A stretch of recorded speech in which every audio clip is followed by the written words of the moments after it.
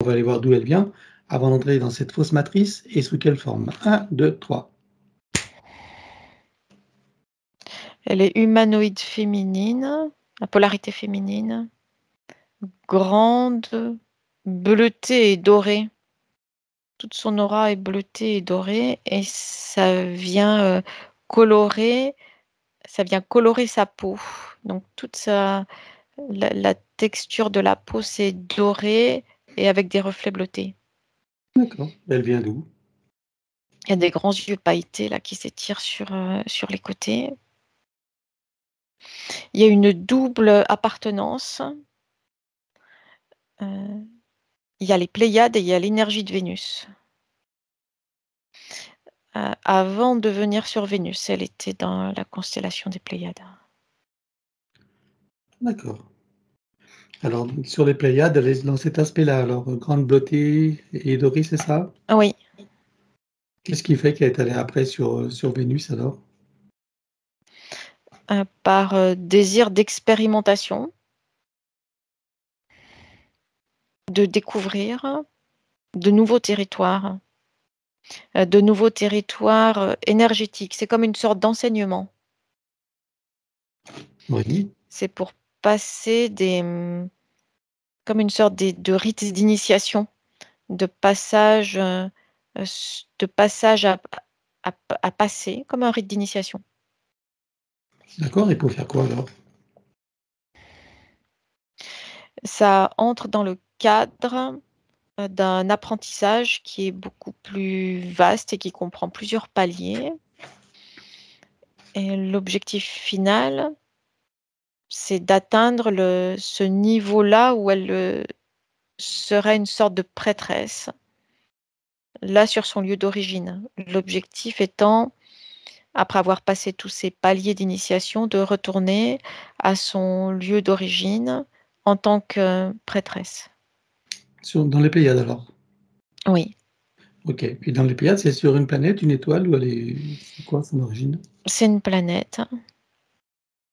Elle est en 6e dimension. Oui. Elle s'appelle comment? La planète, c'est Lindayek.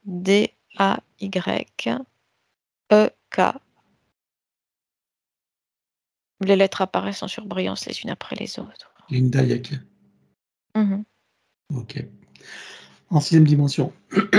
Donc, ça veut dire qu'elle occupe déjà sur cette planète une fonction particulière pour avoir été choisie peut-être pour cet apprentissage. Non, c'est comme un choix. C'est un choix de sa part, tout comme sur le plan terrestre, on peut choisir on va dire, de prendre une voie professionnelle donnée et un choix d'études. C'est un peu similaire. D'accord, ok. Alors, quand on dit qu'en astrologie, Vénus est une planète d'harmonie, de beauté, de l'art, etc., est-ce que c'est ce que tu vois, toi, sur son énergie? Oui, c'est le cas. D'accord. Mais il y a quelque chose lié à l'organisation, c'est-à-dire que il y avait la nécessité d'avoir ce passage initiatique-là par Vénus pour organiser ces énergies-là, ce type d'énergie-là. Fluide, légère, colorée, des couleurs douces et pailletées. D'accord. Les organiser, tu veux dire les harmoniser, c'est ça que tu veux dire? Oui, c'est-à-dire que c'était déjà présent en elle, mais de façon un peu désordonnée. Hmm. D'accord. Donc, c'est une planète qui harmonise finalement les énergies, en gros? Oui, D'accord. Qu'est-ce qui se passe alors, bon, qu'est-ce qui s'est passé pour qu'elle se retrouve incarnée sur Terre depuis cette manifestation? c'est un test. C'est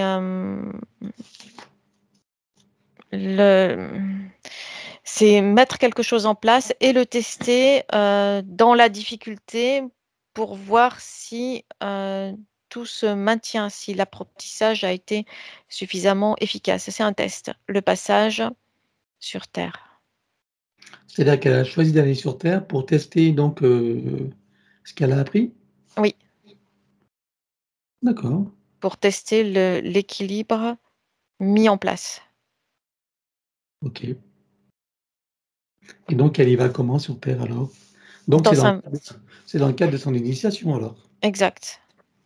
OK, C'est elle-même qui s'est dirigée vers le plan terrestre, un petit peu comme dans le cadre d'études.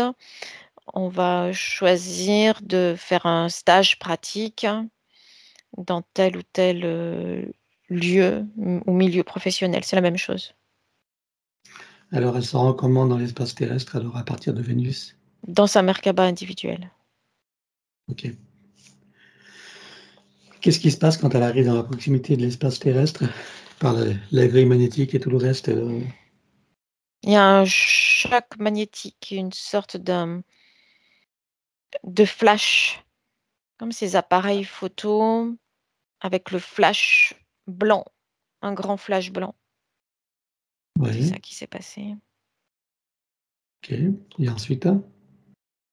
Ça génère une perte de mémoire, une perte d'identité Et de de, sens? et de sens, oui. OK, Après, elle est dans les roues d'incarnation, mais OK. pas dans les roues d'incarnation, on va dire humaines classiques, hein. Ah, Euh, c'est comme si c'était une sorte d'humaine, puisqu'on la retrouve en polarité féminine, mais en lémurie. Et elle n'est pas semblable à un être humain tel que sont les êtres humains là maintenant. Il y a plus de sensibilité, plus de capacité. et elle est en troisième dimension ou pas là, en Oui, Lémurie? oui, En 3D? oui, Donc avec plus de capacité que des humains ordinaires? oui, OK. mais pas elle spécifiquement. C'est Tous les Lémuriens? oui, sa communauté, oui. Est-ce que la Lémurie existe en même temps que l'Atlantide justement? Avec un décalé, oui, mais une période commune. En décalé, c'est-à-dire qu'ils sont apparus avant les Atlantes ou pas? Avant. Avant les Atlantes? Mhm. D'accord. Quelle fonction elle occupait en Lémurie donc, dans cette, manifestation? Tu sais, ces bols tibétains, mais en cristal, Oui, il y a ce type de bol-là. Elle fait chanter des bols oui, pourquoi faire? pour équilibrer les énergies. Elle, il y a une fonction de thérapeutique, fonction de soigner. C'est dans une sorte de temple où on va dire des humains déséquilibrés énergétiquement, mais encore une fois, ils ne sont pas humains comme nous le sommes. C'est Mmh. différent. Regarde, au niveau de leur ADN, combien est-ce que tu vois qu'ils ont, d'hélices à ce moment-là? Ils n'ont pas tous le même Ouais, nombre d'hélices, hein. C'est entre 10 et 12. entre 10 et 12. OK. Et les humains ordinaires, d'aujourd'hui, ils sont à combien? C'est disparate, mais la grande majorité est à 2, 2, 3, Mmh, 2, 3, 4 maximum. d'accord. Qu'est-ce qui s'est passé alors pour que les humains arrivent à 2, 3, 4 d'hélices? Si tu avances dans le temps, regarde. Il y a eu modification, fabrication, expérimentation de nouveaux humains. Par qui? C'est de type archontique. Ce qu'il y a au-dessus, ce qu'il y a aux commandes, c'est de type archontique. D'accord, mais c'est les archontes directement ou quand même des petites mains archontiques? Des petites mains archontiques, mais les ordres sont bien là de type archontique. D'accord, et qui est-ce qui a exécuté alors? Qui sont les petites mains? des êtres hybrides de type reptiloïde, dont la plus grande base génétique est reptiloïde. Donc c'est eux qui ont conçu ces nouvelles races d'humains bridés, c'est ça? Oui. Ok. Et que sont devenus donc les lémuriens? Ils ont disparu. De quelle manière? Leur taux fréquentiel n'était plus compatible avec, on va dire, leur habitat. C'était devenu trop sombre, trop lourd. Ça a généré des maladies, Mmh. des faiblesses énergétiques qui se sont retransmises sur le plan physique. Qu'est-ce qui a créé cette lourdeur et cette sombrité? La décision, elle est toujours au niveau archontique, de faire disparaître ce qui est indomptable et incontrôlable Mmh. pour créer, c'est annuler en place, pour créer et mettre en place, à la place d'eux, d'autres types d'humains plus dociles et contrôlables, plus En gros basiques, plus basiques. en gros, ils ont créé un environnement énergétique qui est devenu incompatible avec leurs énergies, c'est ça? Exact. Qui a provoqué leur disparition à travers la maladie? Oui, pas que la maladie, c'est désordre géologique et climatique et maladie en même temps. Donc ils ont cohabité à un moment donné avec l'Atlantide. Oui, Ils ont disparu en même temps que l'Atlantide ou avant ou après? avant. Avant l'Atlantide? Mhm. D'accord, et pendant la cohabitation avec l'Atlantide, ils avaient des relations les uns avec les autres, les Atlantes et les Lémuriens? Hmm. À un moment donné, oui, mais il y avait là aussi des différences de fréquence, des différences d'intention. Et venant de l'Atlantide, il y avait quelque chose de dominateur qui ne correspondait pas avec, on va dire, l'esprit pacifiste, pacifique, qui régnait en Lémurie. Donc Mmh. les frontières ont été et les relations volontairement fermées. D'accord, OK. Il n'y a pas eu de relation du tout ou il y a eu des relations, de S'il y en a eu, domination? il y en a eu de type d'échanges commerciaux. D'accord, rien d'autre? Type d'échanges commerciaux, mais de connaissances aussi, échange de connaissances. Mmh. OK, et donc toi, de ton point de vue à toi, puisque nous en sommes à l'Atlantide, regarde les Atlantes, d'où est-ce qu'ils venaient? Il y a 2 provenances différentes. Il y a une provenance qui vient des Pléiades et il y a même plus de 2 provenances. Il y a Sirius aussi qui est là Mmh. et constellation d'Orion. C'est les 3 principales. D'accord, donc eux étaient plus dominants que les Lémuriens? Pour une faction de la population, oui. Mmh. C'est comme si une faction de la population avait pris le dessus, dans un sens de volonté de domination et de soif de puissance. Est-ce qu'à un moment donné, les Atlantes ont dominé les Lémuriens ou c'est resté seulement dans des échanges commerciaux? Il y a eu volonté de domination, mais pas de domination effective. Les, les liaisons ont été coupées pour éviter, pour éviter cette domination-là. D'accord. Alors qu'est-ce qui s'est passé donc si on en revient à celle qui est Sandrine aujourd'hui? Donc, elle est en Lémurie, donc elle pratique, son art, de guérison avec ses bols, genre, cristal. Il y a plusieurs incarnations là, euh, et au fur et à mesure des incarnations, il y a des baisses de fréquence, c'est-à-dire que ça ne va pas en expansion, c'est le contraire. Un déclin?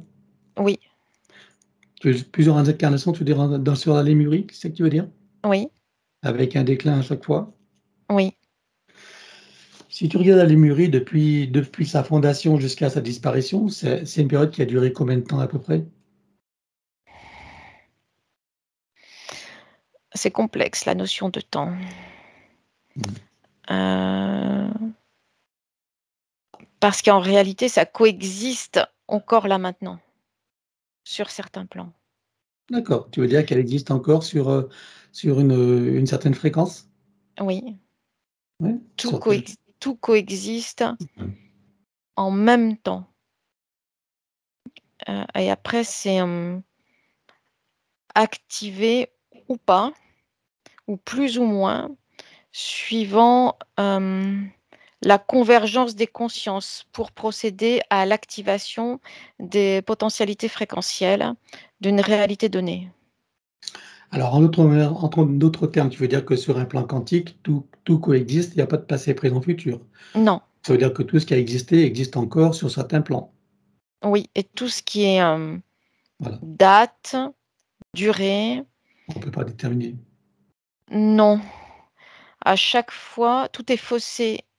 C'est-à-dire que toutes les échelles il y a plusieurs échelles de temps et, on ne peut s'appuyer sur aucune échelle en particulier. À chaque fois, ce sont des échelles artificielles et des données artificielles. Mais si tu regardes d'un autre plan, d'une autre perspective, ça ne correspond en fait à rien, puisque tout coexiste en même temps. D'accord. Là, on parle sur le plan de l'absolu, tout coexiste en même temps. Oui, Sur le plan du relatif, ça peut on va dire, se déterminer sur certaines échelles. exact, mais qui vont être différentes, ces échelles de temps, suivant le concept de temps, on va dire, dans chaque civilisation donnée. Suivant la conscience de chacune des personnes.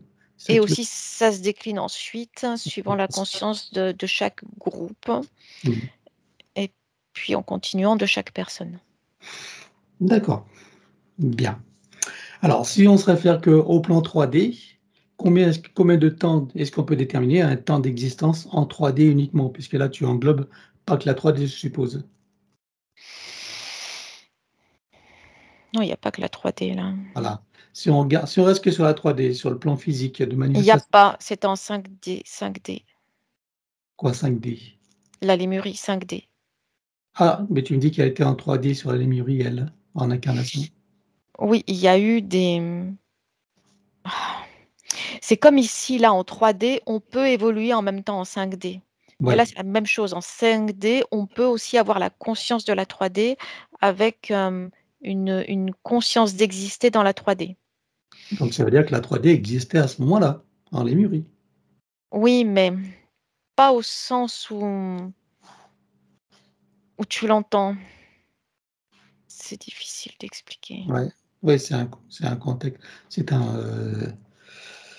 une vision difficile à expliquer. Tu peux en dire, est-ce que la Lémurie existe quand même en 3D ou pas? Même si elle est incarnée en 5D avec une conscience de 3D.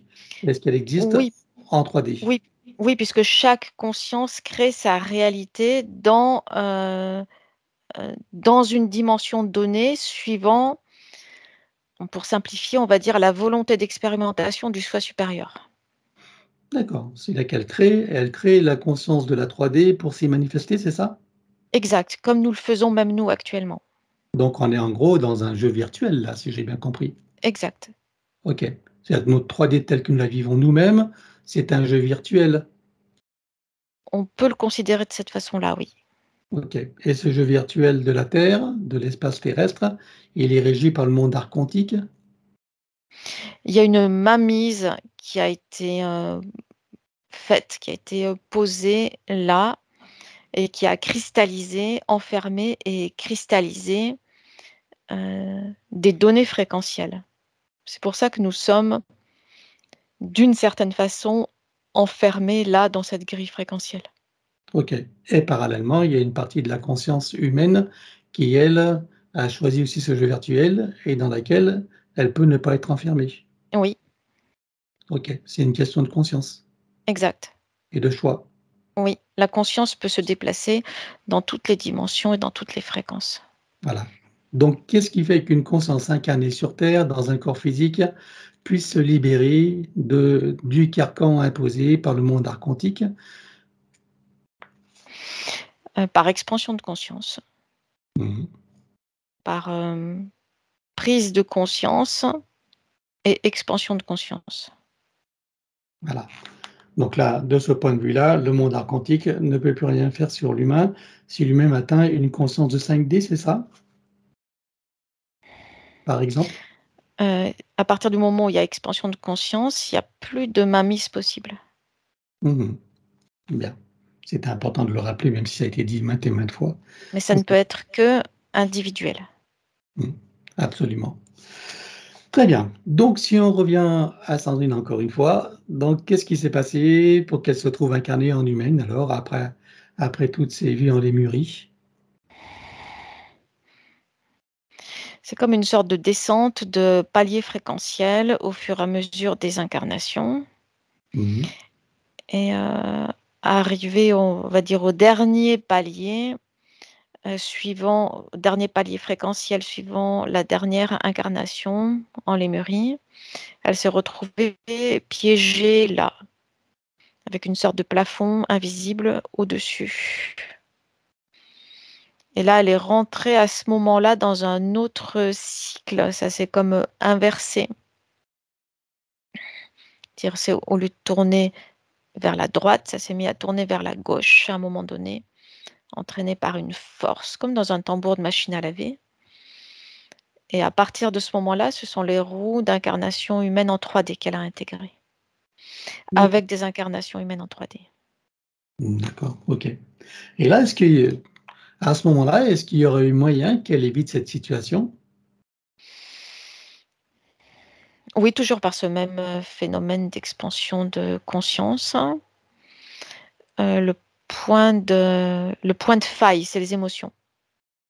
Ah, ce sont les émotions qui font que la conscience descend en fréquence, c'est ça? Oui, Ok. Donc, si elle était, on va dire, informée de ces processus à venir, qu'elle aurait pris ses dispositions, elle aurait pu ne pas entrer dans ces roues inversées d'incarnation. exact. Ok, bien. Et donc, c'est la perte de conscience qui a eu lieu durant toutes ces incarnations dans le déclin, qui lui a amené à vivre ces émotions, on va dire, limitantes. La perte de conscience et les expériences de plus en plus lourdes, difficiles et complexes, Comme ce qu'on, avec une sensation d'être dépassé, avec quelque chose de trop lourd à porter. c'est ce que nous vivons aujourd'hui, quelque part. D'une certaine façon, oui. En gros, c'est l'étau qui se resserre de la matrice artificielle, qui crée des contextes limitants et pesants, c'est ça? Oui. Ok. Et aujourd'hui, justement, pour les humains qui vivent cela, c'est quoi la clé pour s'en libérer? Il y a, on va dire qu'il n'y a pas de recette commune, absolue et inratable pour toutes les consciences humaines. Chaque solution est individuelle et passe à chaque fois par la notion de prise de conscience et d'expansion. La prise de conscience génère un état d'être, d'expansion de conscience, et c'est ce qui apporte la liberté. D'accord. Comme chaque individu on va dire, est unique, a ses propres manières de réagir aux situations, de les gérer et de se comporter. C'est ce qui fait que la clé est différente pour chacun, Exact. avec son contenu psychologique, ses propres croyances et les habitudes de comportement qu'il a lui-même à gérer. Oui. Très bien. Il y a d'autres clés, autrement, d'autres facteurs ou pas? Non. Parfait. Ben, c'est important de le savoir et de le rappeler. OK. Donc maintenant qu'on en sait un peu plus sur le cursus de celle qui est Sandrine aujourd'hui, tu peux revenir ici et maintenant. Oui. Si tu la scannes encore, vois-tu des choses qui n'ont pas été vues, même si tout disparaîtra, ou des informations qui pourraient nous être utiles? Pas pour l'instant. Bien. Alors, regarde son ADN éthérique. Confirme-moi qu'il s'agisse bien de Sandrine et dis-moi si son ADN a été trafiqué. Non, c'est le sien. OK. Alors demande-lui si elle accepte que nous travaillons pour elle, sur elle et avec elle au cours de cette session. Oui. Puisque nous avons son accord, en son nom, nous avons convoqué toutes les entités en lien direct et indirect avec elle jusqu'au plan archavélique. Qu'elles le veuillent ou non, qu'elles se cachent ou non, elles n'ont pas le choix. Je compte à 3 et elles te sont toutes apparentes. 1, 2, 3. Il y a ces entités-là, reptiloïdes, avec cette énergie brutale, instinctive et brutale.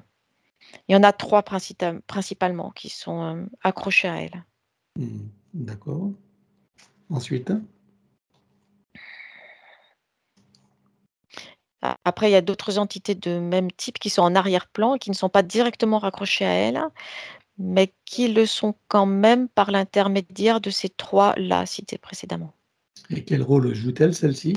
Et combien tu en vois? Il y en a une dizaine. Ah oui. Le nombre n'est pas fixe puisqu'elle s'accroche, elle se décroche. Il y a les dominants et les dominés. Donc les 3 principaux sont des dominants qui laissent une parcelle d'énergie récupérée sur elle, sur Sandrine, aux dominés qui viennent s'accrocher derrière. Et qu'est-ce qui lui crée comme problème, cela? Une sorte d'épuisement énergétique. D'accord. Et leur objectif, c'est quoi, eux? C'est le même, sauf que comme ils sont dominés, ils n'ont pas l'accès direct. Ils récupèrent les miettes. D'accord. Qui vois-tu d'autre après ça? Il y a des entités démoniaques qui, elles aussi, sont là, attirées par son énergie.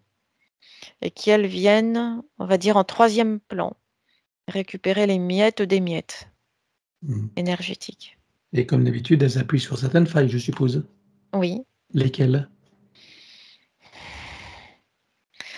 Cette sensation de ne pas être à la hauteur, de ne pas y arriver, de dévalorisation d'elle-même. OK. Qui vois-tu d'autre ensuite? Après, il y a les entités qui gèrent l'espace terrestre et qui remontent en hiérarchie jusqu'au plan archontique. Est-ce que tu as des parasites à l'intérieur sur et autour d'elle? Non. D'accord. Pour en revenir à ces esprits démoniaques, est-ce qu'ils lui créent des blocages également? Ils viennent bloquer les énergies autour d'elle. Donc, ça vient créer des blocages, non pas, on va dire, par rapport au corps physique, mais dans sa réalité physique. C'est-à-dire qu'ils viennent créer des blocages de situation. D'accord. Dans les relations, dans le domaine professionnel, tout ça? Oui, C'est eux qui créent les blocages? oui. OK. Bien. Alors, par rapport on va revenir sur le stage bio qu'elle a fait donc à Cuba, bioénergétique, voilà, où ils ont travaillé avec le soleil central, appelé des dragons, voilà, pour des nettoyages et voilà. Qu'est-ce qui s'est passé? Donc déjà lorsqu'ils ont sollicité des dragons, va à ce moment-là et regarde ce qui se passe quand ils sollicitent des dragons, qu'ils travaillent Bah, avec des dragons. Qu'est-ce qui se passe? Qui est-ce qui est là? moi, j'ai perçu quand tu as parlé de stage, et c'est les mêmes entités qui ont été sur les boules énergétiques là. Je voyais des reptiliens et qui récupéraient en fait donc cette énergie-là de connexion au soleil central Mmh. et je les vois en fait comme si c'était interféré ou dévié, quelque chose comme ça. Tu parles Et de que l'énergie souterraine du soleil central. Ils la dévient à leur profit, c'est ça?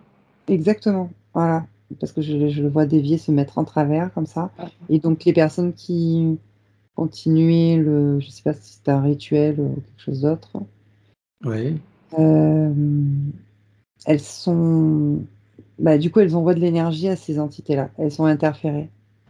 d'accord, OK. Ça Alors oui, Vas-y. et que là, quand ils t'ont demandé donc qu'il y ait un nettoyage là, et que là lui-même, il y a eu un petit tremblement de terre, est-ce que c'est en lien avec eux ou pas? Oui, Et qu'est-ce qui s'est passé alors? enfin avec les reptiliens. Oui, je parle des reptiliens, bien sûr, Ouais, évidemment. c'est vers eux que j'ai vu, en fait. Ouais, En fait, c'est comme si je voyais plein d'éclairs tomber dans la terre, en fait, qui les englobaient comme ça, comme un dôme, qui englobait les gens au sol du ouais. stage, et que ça avait fait l'effet euh, comment je peux expliquer, d'une surcharge énergétique, en fait. Il y avait quelque chose de Électrique, pas logique. électromagnétique, un truc comme ça. Comment, t'as dit quoi? Électrique, électromagnétique. Oui, oui, oui, tout à fait, voilà, ça fait Ouais, exactement ça. Ouais. ok.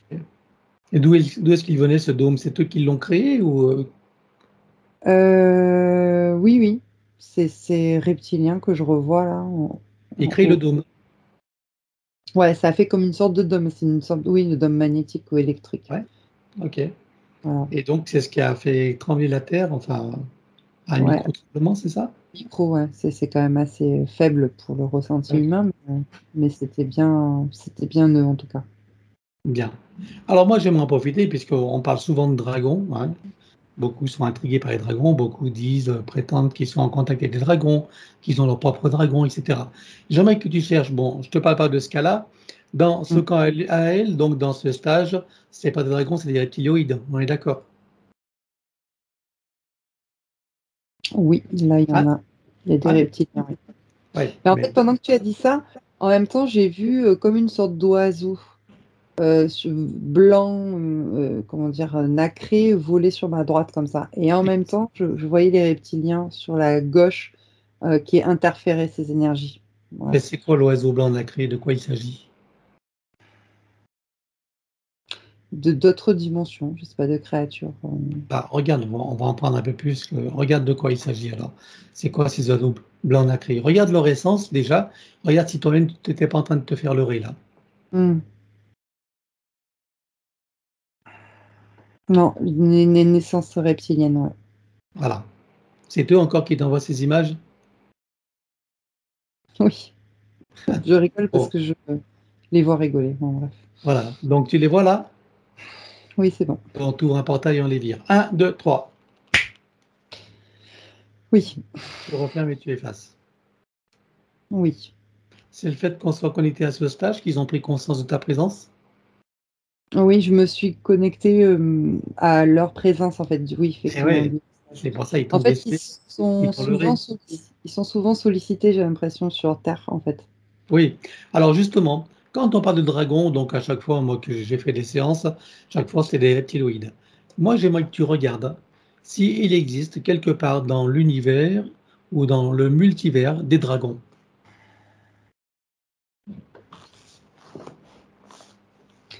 Ça m'amène à des reptiloïdes, je dirais.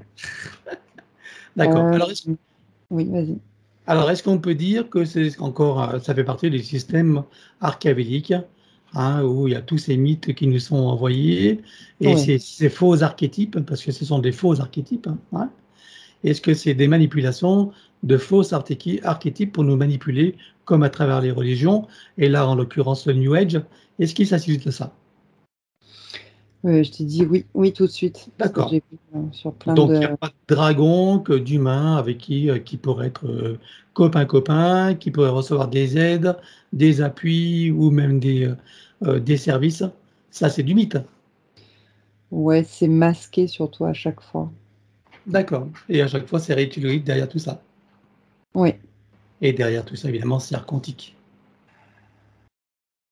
là, oui, c'est archontique. dans la hiérarchie. Hein. Voilà. Ben voilà. Pour en finir avec cette histoire, ok, ça confirme ce que je pensais, mais bon, comme je n'ai pas la science infuse, je préfère vérifier. Bien.